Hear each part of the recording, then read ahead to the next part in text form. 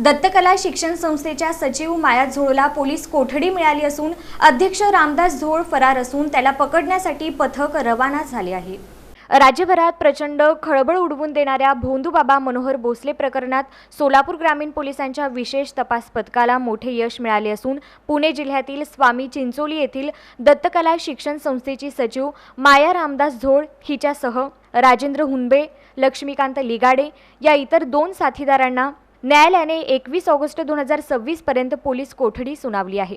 संस्थेचा संस्थापक अध्यक्ष रामदास झोळ हा फरार झाल्याने पोलीस पथके त्यांच्या शोधासाठी रवाना झाली आहेत। कुर्डुवाडी पोलीस ठाण्यात दाखल झालेल्या गुन्हा नोंद क्रमांक 192/2026 नुसार महाराष्ट्र नरबळी आणि इतर अमानुष, अनिष्ट व अघोरी प्रथा व जादूटोणा प्रतिबंधक अधिनियम अन्वये 23 एप्रिल 2026 रोजी हा गुन्हा दाखल करण्यात आला होता। मुख्य आरोपी मनोहर चंद्रकांत भोसले आणि त्याच्या साथीदारांवर सोलापूर ग्रामीण जिल्ह्यात एकूण 6 गुन्हे दाखल असून या प्रकरणाचे गांभीर्य लक्षात घेऊन सोलापूर ग्रामीणचे पोलीस अधीक्षक अतुल कुलकर्णी यांनी विशेष तपास पथक SIT स्थापन केले होते।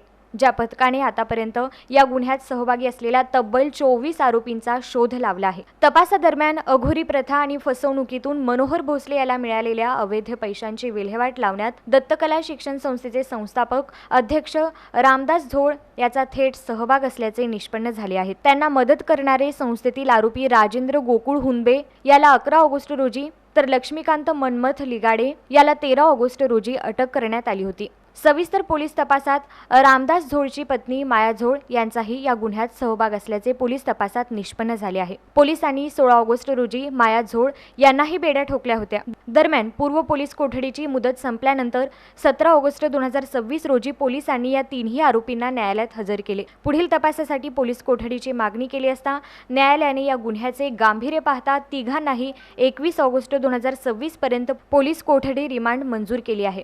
या प्रकरणातील मुख्य आरोपी रामदास झोळ हा फरार असून SITचे पथक त्यांच्या शोधासाठी वेगाने कारवाई करत आहेत।